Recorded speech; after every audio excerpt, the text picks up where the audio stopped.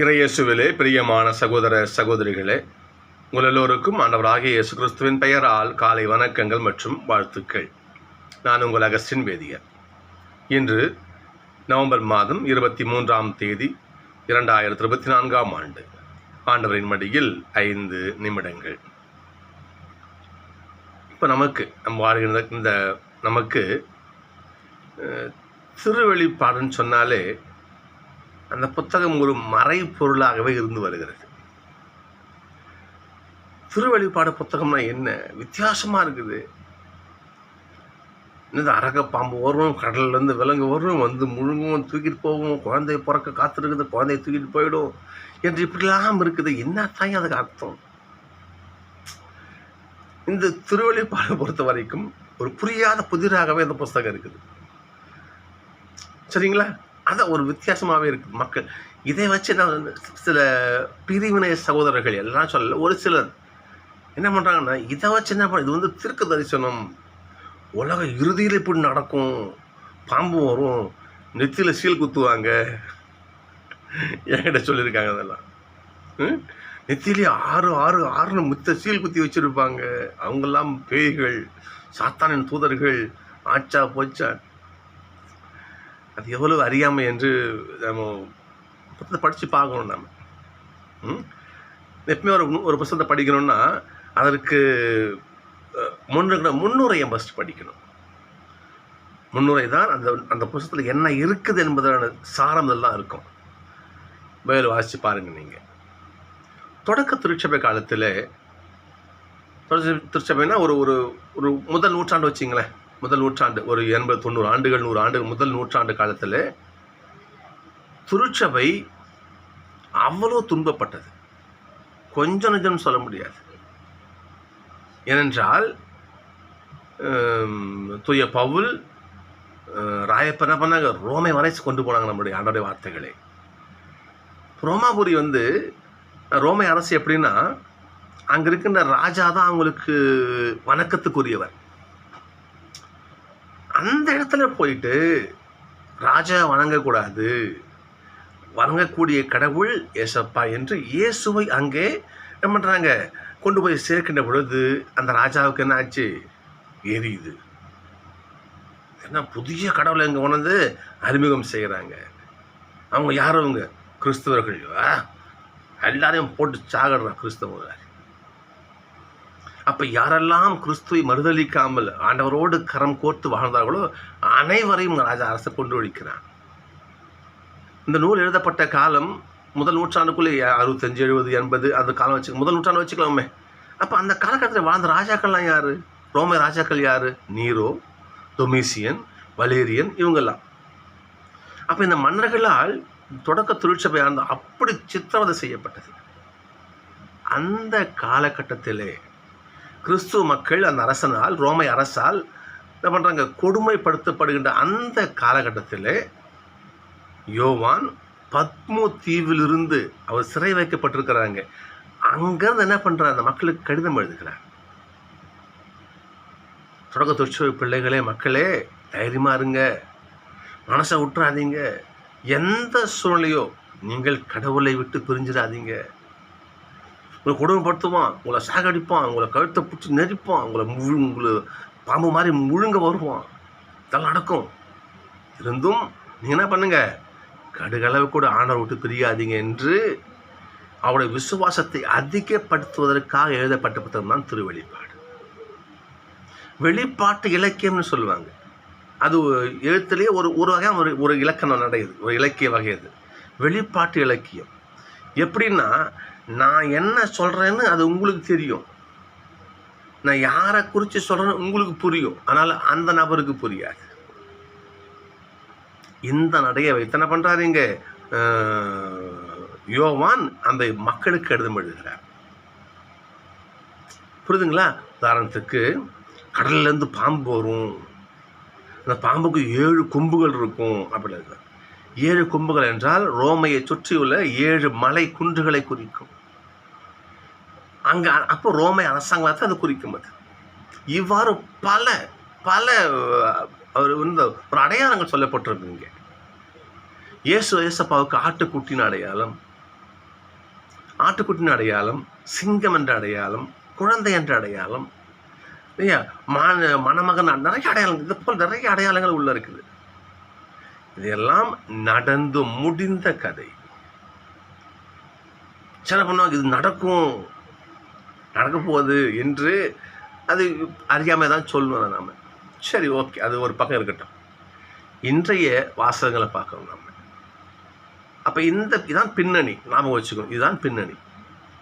தொடக்க திருச்சபை காலத்தில் வேத கலாபனை காலத்தில், இந்த வேத கலாபனை காலத்தில் இஸ்ரேல் மக்கள், யூதர்கள், கடவுளுடைய பிள்ளைகள், இல்லையா, கடவுளுடைய முதல் திருச்சபை எந்த அளவுக்கு துன்பப்பட்டது, அந்த துன்பப்பட்ட மக்களை ஒரு தேற்றும் விதமாக, நம்பிக்கை ஊட்டும் விதமாக அந்த புஸ்தகம் எழுதப்படுகிறது.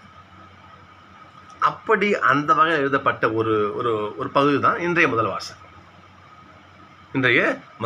எப்படி? கவலைப்படாதீங்க, நீங்கள் ஆண்டவருக்கு சாட்சியாக இருங்க. அப்படி நீங்கள் சாட்சியாக இருந்தாலும் உங்களை அவர் என்ன பண்ணும்? ஒரு மிருகம் உங்களை, அதாவது ரோமை அரசாங்கம் மிருகம் உங்களை விழுங்கும், உங்களை தோற்கடிக்கும், உங்களை கொல்லும். இருந்தாலும் ஆண்டவருடைய வல்லமையால் நீ மீண்டும் உயிர் பெற்று எழுந்து வருவாய், தைரியமாயிரு என்று நம்பிக்கை கொடுக்கக்கூடிய அற்புதமான வாசகம் இன்னைக்கு பாருங்க. அப்போ மண் உலகில் ஆண்டவர் திரும்ப நிற்கும் 2 ஒலிவ மரங்களும் 2 விளக்கு தண்டுகளும் ஆண்டவருக்கு சாட்சியாக இருந்துச்சு. இந்த மண்ணுலகில் ஆண்டவருக்கு சாட்சி 2, இது அந்த மக்களுக்கு புரியும். அது யாருன்னு சில ஒரு குறிப்பெல்லாம் கொடுத்துருக்காங்க பாருங்க. ஒருவேளை அது இப்படி இருக்கலாம் என்று விவிலிய ஆராய்ச்சியை கருதுறாங்க. எப்படின்னா பாருங்க பார்ப்போம். அவர் உருகிய காலத்தில் ஒரு மழையை கூட தடுத்து நிறுத்துவார். எலியா பஞ்சமழை செய்வார். இந்த பகுதி அரசராகமத்தில் இந்த பகுதி இருக்கும். அரசராகமத்தில் 17:1 அரசர் 17:1 இந்த பகுதி வரும் உங்களுக்கு. அப்போ அந்த பகுதியில் தான் மழையை நிறுத்தி பஞ்சமழை செய்வார் ஆண்டவர், இது எலியா ஆண்டோட துணையோடு. அப்போ ஒருவேளை இது எலியாவை உதாரணம் சொல்லணும்ல, இவங்களை பாருங்க எப்படி இருந்தாங்க. அப்போ என்ன பண்ணுறது? எலியாவை மேபி குறிக்கலாம் ஒரு வேலை. இன்னும் கீழே பாருங்க பார்ப்போம். தண்ணீர் ரத்தமாக மாற்றினார் ஒருத்தர். யாரு?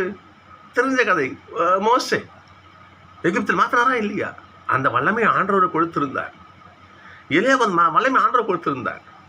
அப்போ இருபுறம், அதாவது யூத மக்களை பொறுத்த வரையிலே மோசே, எலியா மிக பெரும் ஆண்டவருடைய தூதுவர்னு சொல்லலாம், ஆண்டவருக்கானவர்கள்னு சொல்லலாம் 2 பேருமே. எனவே தான் உருமாற்ற நிகழ்வின் பொழுது தாபோர் மலை, தாழ்மலை சொல்லுவோம், உயர்ந்த மலை சொல்லுவோம், ஓகே. அந்த உருமாற்ற நிகழ்வின் பொழுது ஏசப்பா கிட்ட எலியாவும் மோசேவும் என்ன பண்ணுறாங்க? பேசியிருக்கு தான் நம்ம விவிலியத்தை வாசிக்கிறோம் நாம். அப்போது எலியாவும் மோசேவும் யூத மக்களுக்கு 2 கண்கள் போன்றவர்கள். அவர்களை இங்கே ஆசிரியர் கொண்டு வந்து காட்டுறாரு பாருங்க. இங்கே 2 பேரையும் பாருங்க. அவங்க கூட கடவுள் எப்படி துணையாக இருந்தார், அவருக்கு எவ்வளோ அதிகாரத்தை கொடுத்தாரு இல்லையா? பாருங்க பாப்போம் என்று அவரும் உதாரணம் கொண்டு வந்து வைக்கிறாரு. அப்படிப்பட்டவர்கள் பண்ணாங்க, அழிஞ்சு போனாங்க. இந்த திருச்சபையானது இப்படி அழியும். எப்படி அங்கே பாருங்க பார்ப்போம். இப்படி திருச்சபை அதிகாரம் கொண்டு இருந்தாலும் கூட அவர்கள் சான்று பகர்ந்து முடித்த பின் படுகுழியிலிருந்து வெளிவரும் விலங்கு அவர்களோடு போர் தொடுத்து அவர்களை கொன்றுவிடும். மக்களே, விசுவாசத்தோடு இருக்கிறீங்க, நீங்கள் நம்பிக்கையாக இருக்கிறீங்க, அதிகாரம் பெற்றிருக்கிறீங்க, தொடக்க திருச்சபையில் எவ்வளோ நம்பிக்கை விசுவாசத்தோடு இருக்கிறீங்க. இருந்தாலும் படுகுழியிலிருந்து வருகின்ற அந்த விலங்கான அந்த ரோமை அரசாங்கம், அதாவது கிறிஸ்துவ எதிர்க்கிறவர்கள் சொல்லலாம் இருக்கிறவர்கள் உங்களை அடிப்பார்கள், கொன்று போடுவார்கள். அவங்க யார் தெரியுமா உங்களுக்கு?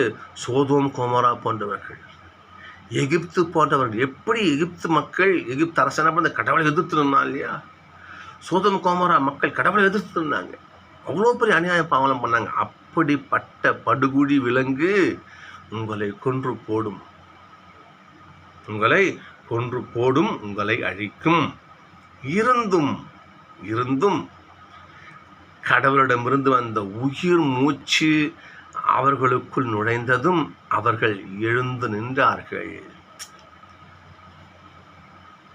அப்ப என்ன அர்த்தம்? மக்களே, தொடக்க திருச்சபை மக்களே, தைரியமா இருங்க. உங்களை அழிப்பாங்க, உங்களை சித்திரவதை பண்ணுவாங்க, உங்களை கொடுமைப்படுத்துவாங்க. ஆனால் நீங்கள் மனம் தளராதிருங்கள். உயிர் மூச்சு, ஆண்டவருடைய உயிர் மூச்சு உங்களை மீண்டுமாக உயிர் பிழைக்க வைக்கும். அவர் உங்களை காபந்து பண்ணுவார். நீங்கள் என்ன பண்ணுங்க? தைரியமாக என்று நம்பிக்கை விட்டக்கூடிய வார்த்தை.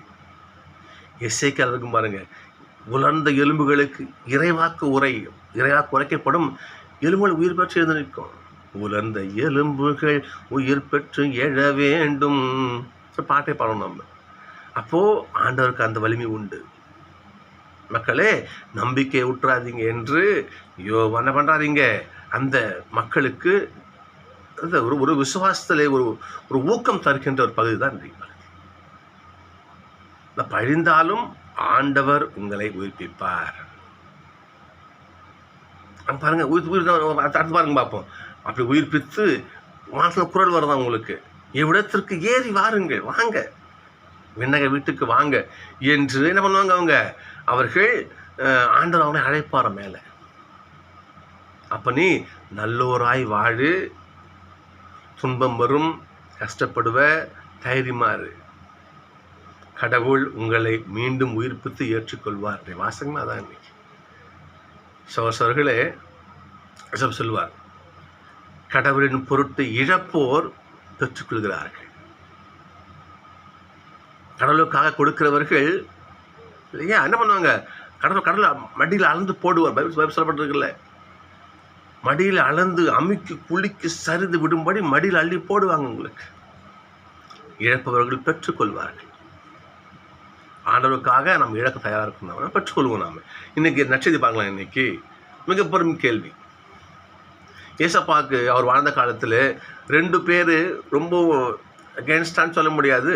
ஏசப்பாவை குற்றம் காணும் நோக்கிலேயே இருந்த 2 பேர், ஒன்று சதுசேயர், ஒன்று பரிசேயர். சதுசேயர்கள் உயிர்ப்பு இல்லைன்னு நம்புறவங்க.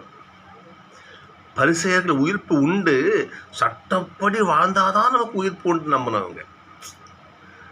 சதுசேயர்கள் உயிர்ப்பே கிடையாது, பிறந்தோம், தின்னோம், வாழ்ந்தோம், செத்துருவோம், அவ்வளோதான் அப்படி நம்பிக்கை கொண்டவர்கள்.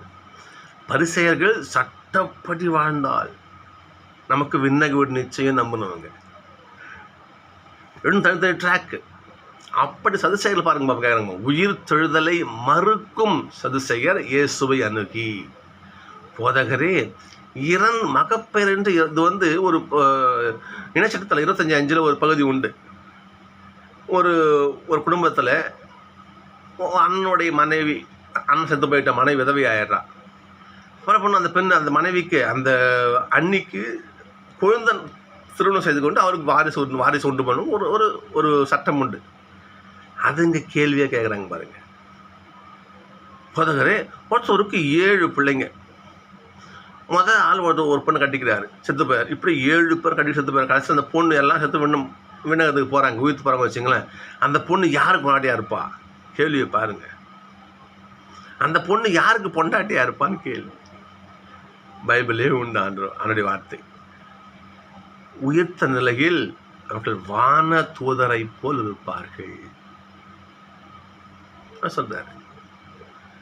உயிர்த்த நிலையில் அவங்களுக்கு ஆணனும் கிடையாது, பெண்ணும் கிடையாது, கணவன் மனைவியும் கிடையாது. அனைத்தும் ஆன்மாக்கள், ஆண்டவருக்கான ஆன்மாக்களாக இருப்பாங்க. அவங்க வான தூதர்களை போல இருப்பார்கள். சகோதரர்களே, ஆண்டவர் பாவம் செய்யா, மனம் திரும்பு, கடவுளுக்காக கஷ்டப்படுறியா, ஏத்துக்கோ, கடவுள் அந்த உன் இழப்பினை கடவுள் ஈடு செய்வார். வேதகால காலத்தில் ஒரு பழமொழி சொல்லுவாங்க, ரோமாபுரி பற்றி இருந்த பொழுது நீரோ மண்ணை பிடில் வாசிட்டு இருந்தானா. ஏன்? கொளுத்து விட்டதே அவன் தானே. அந்த அளவுக்கு கொடுமைகளை ஆதித்திருச்ச மக்கள் அறிவிச்சாங்க. அதன் விளைவு நாம் என்ன பண்ணுறோம்? சுதந்திரமாக ஏசப்பான்னு வாய் நிறைய கூப்பிடுறோம் நாம் இன்னைக்கு. சகோதரர்களே, கடவுள் நம்முடைய கற்பாறை, நம்முடைய அரண், நம்முடைய கோட்டை. இதை நாம் முழுமையாக நம்பணும். இன்னைக்கு திருப்பாடல் தான் இன்னைக்கு. ஆண்டவரே என் கற்பாறை, பாருங்க, என் பாறையாகிய ஆண்டவர் போற்றி போற்றி.